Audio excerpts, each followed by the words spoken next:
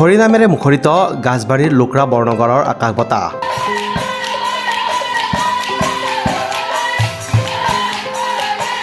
ভাগৱত পাঠ আৰতি নাগাৰা নামৰ হৰিধ্বনিৰ মুখৰিত লোকৰা বৰ্ণগড় ডালঙিয়া পাম শ্ৰী শ্ৰী বিষ্ণু মন্দিৰ প্ৰাংগণ।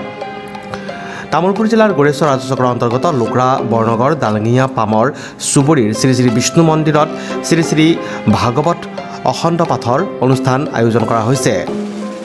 50 সংখ্যক বৰ্ষগৰকা অখণ্ড শ্ৰীমদ ভাগৱত পাঠৰ সমাগম ঘটিছে সহস্ৰাধিক ভক্তৰ। জগতৰ শান্তিৰ বাবে সাতামপুৰুষীয়া পৰম্পৰা ৰক্ষাৰ্থে অনুষ্ঠিত কৰা এই ভাগৱত অখণ্ড পাঠ অনুষ্ঠানত প্ৰতিদিনে ভাগৱত পাঠ আৰতি নাগাৰা নাম পৰিৱেশন কৰা হৈছে।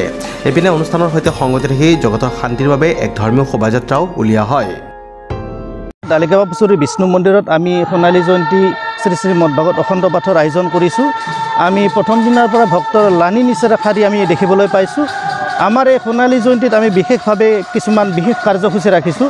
তাৰ মাজতে আমাৰ থাকিলে GNRC মেডিকেলৰ পৰা এটি স্বাস্থ্য পৰীক্ষা শিবিৰ আছে। তাৰ লগে লগে আমাৰ প্ৰত্যেক নিশাই নাগাৰা নাম আছে। আমাৰ শেষৰ দিনা থাকিব নৰনাথ কলিতা আৰু পাৰ্থপ্ৰতিম ডাঙৰীয়াৰ নামৰ শৰাই। তাৰ লগতে আমি এইবাৰ আমাৰ চুবুৰীৰ ঐতিহ্য শিক্ষা সংস্কৃতি গোটেইখিনিকে সামৰি এখনি তথ্যচিত্ৰৰ আয়োজন কৰিছোঁ। এইখনি আমাৰ 20 তাৰিখে প্ৰদৰ্শিত হ'ব। আমি আশা ৰাখিছোঁ উদযাপন সমিতিয়ে এই তথ্যচিত্ৰখনে নিশ্চয় দৰ্শকক সমাদৰ লাভ কৰিব পাৰিম আমি কমিটি। শেষৰ দিনা থাকিব এখন ধৰ্মালোচনী সভা। তাত আমি বিশেষভাৱে আমন্ত্ৰিত কৰিছিলোঁ আমাৰ টেঙাজাৰ সত্ৰৰ সত্ৰাধিকাৰ মাননীয় শ্ৰীযুত ৰিজু পাঠক ডাঙৰীয়াক। আৰু তেখেতৰ এই ধৰ্মালোচনী সভাত আমি পাঠক সমাজক আদৰণি জনাইছোঁ উদযাপন সমিতি। বেহাৰবাৰী আউটপোষ্ট ধাৰাবাহিকৰ মুকুতা খ্যাত অশ্বিনী ডেকাই শ্ৰী শ্ৰী ভাগৱত শোভাযাত্ৰাৰ শুভ উদ্বোধন কৰে আৰু বিশ্ব শান্তিৰ হকে লোকৰা বৰ্ণগড় গাঁৱত এই শোভাযাত্ৰা উলিওৱা হয়। পিছত লোকৰা বৰ্ণগড় ডালঙিয়া পাম শ্ৰী শ্ৰী বিষ্ণু মন্দিৰত ভাগৱতৰ অবিৰত পাঠ আৰম্ভ হয়। ইপিনে সোমবাৰে সন্ধিয়া আমন্ত্ৰিত পাঠিকা তৰালী দেৱী আৰু ভনিতা বৈশ্যৰ নাগাৰা নাম প্ৰদৰ্শন কৰা হয়। উক্ত নাগাৰা নাম অনুষ্ঠান শুভ উদ্বোধন কৰে গড়েশ্বৰ প্ৰাগ নিউজৰ সাংবাদিক ৰঞ্জিত ৰাজবংশীয়ে।